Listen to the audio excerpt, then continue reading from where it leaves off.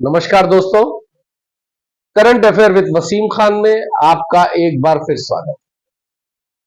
दोस्तों, कुछ छोटी छोटी बातें हैं, छोटी छोटी जानकारियां आपको देनी थी।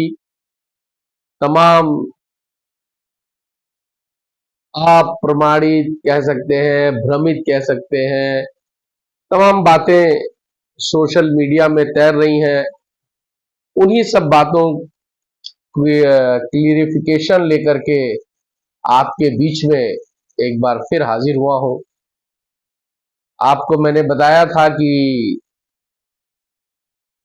बैठक होने वाली है।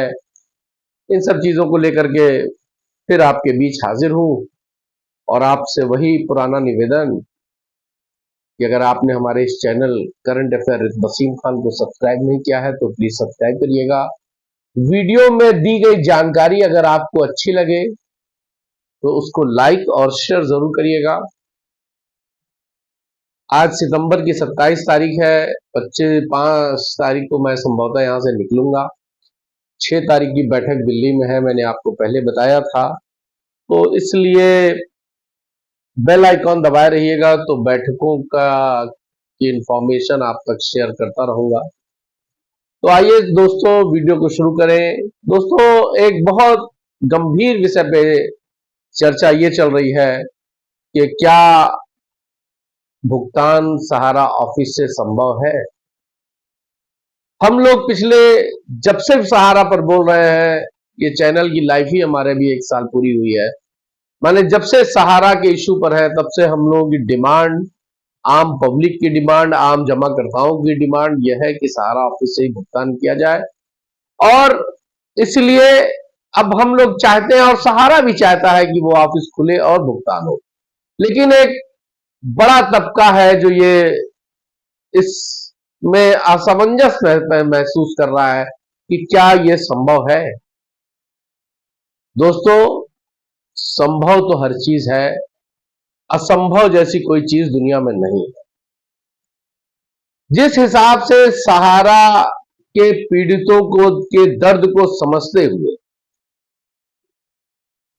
देश की सबसे बड़ी न्याय व्यवस्था, न्यायालय ने, माननीय सुप्रीम कोर्ट ने सहारा के दिए गए सभी प्रस्ताव एक पर एक सारे प्रस्तावों को एज इट इज एक्सेप्ट कर लेना, समय से ज्यादा समय दे देना, ये इस बात का प्रमाण है कि सहारा बैंक से ही पैसा वापस करेगा। प्रमाण क्यों है? क्योंकि सुप्रीम कोर्ट ने कहा कि जब आप सेवी सहारा खाते में 25,000 करोड़ यानी जो 10,000 करोड़ शेष रह गए उसको जमा कर देंगे तो आप निवेशकों के भुगतान के लिए, पैसे के लिए नया आवेदन भी कर सकते हैं। ये भी एक आधार है।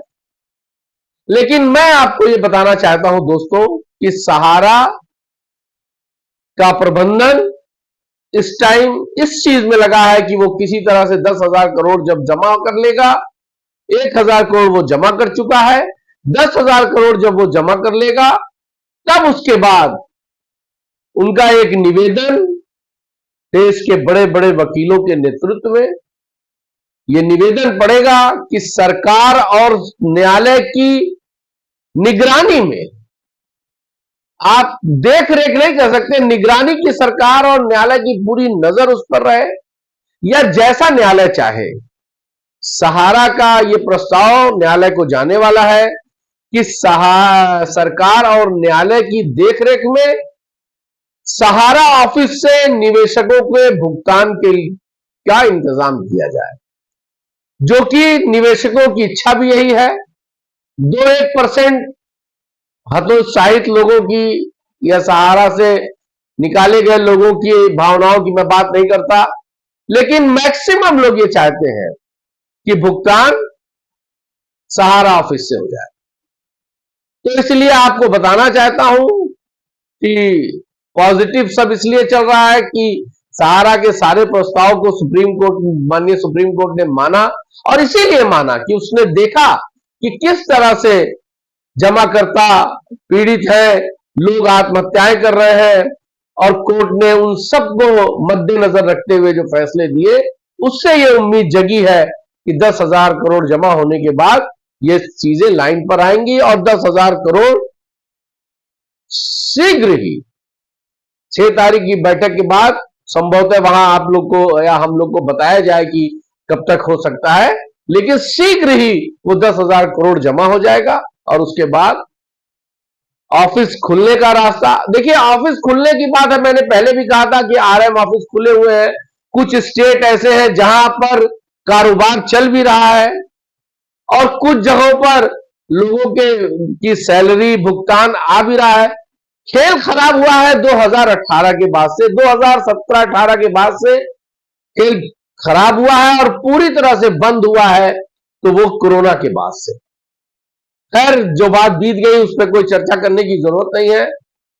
चेयरमैन की बात जहां तक हो रही थी, माननीय आदरणीय स्वर्गीय सुब्रत राय साहब दुनिया में नहीं है, तो सहारा का चेयरमैन कौन है, होगा या कौन है, बड़ी चर्चाएं इस पर होती रहती है। दोस्तों, आज की तारीख में 3 डिप्टी चेयरमैन सहारा में, सहारा ग्रुप के हैं। पहले पर है उनकी पत्नी श्रीमती स्वप्ना राय, दूसरे पर है उनके छोटे भाई जेबी राय जिनका पूरा नाम है जगदत राय साहब, तीसरे पर है ओपी श्रीवास्तव जी। ओपी श्रीवास्तव जी का एक इस्तीफा आज से 1-1.5 महीना पहले सोशल मीडिया पे चल रहा था। वो सारी बातें निराधार थी, ना वो इस्तीफा कबूल हुआ, ना कुछ इस तरह का चर्चा था। इसलिए आज की तारीख में तीनों लोग ही, लेकिन मेन चेयरमैन अभी सेलेक्ट नहीं हुआ। मैंने आपसे पहले भी कहा था कि वारिस आ रहे हैं, क्योंकि उन्होंने देश की नागरिकता छोड़ दी थी, विदेश में नागरिकता ले ली थी, पुनः वापस नागरिकता पाने की कयाद में लगे हुए हैं, वो उसके प्रोसीजर में लगे हुए हैं और जल्द ही टाइम थोड़ा इन सब चीजों में लगता है दोस्तों। जैसे ही टाइम होगा, सब कुछ सही होगा, आप देखेंगे कि आपका सहारा फिर सही हो जाएगा। ये 2 सूचनाएं थी। तीसरी सूचना ये थी कि मैंने आपको डेट बताई थी बैठक की 6 तारीख की अक्टूबर की, तो मैं भी 4 या 5 को यहां से निकल जाऊंगा, फिर आपको जैसा होगा मैं बताऊंगा।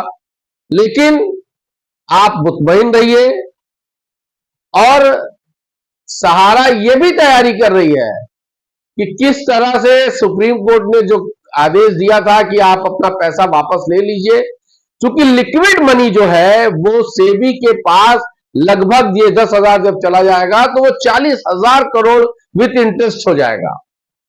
सहारा की लिक्विड मनी जब सरकार के हाथ में है तो सहारा जाएगी और आपका पैसा डूबेगा कैसे? क्योंकि कानून में जब कोई चीजें फंस जाती हैं, नियम कानून में जब चीजें आ जाती हैं तो वक्त लगता है, लेकिन जो वक्त लगना था वो लग गया दोस्तों। अब सब कुछ अच्छा होगा, चीजें पॉजिटिव की तरफ बढ़ रही हैं, सब कुछ अब कुछ अड़चने नहीं आनी है, अब जो होगा वो सलूशन की तरफ ही रास्ता निकलेगा। चलिए ठीक है दोस्तों, अगली वीडियो में फिर आपसे मुलाकात होती है और तब तक के लिए अपना ख्याल रखिएगा। जय हिंद।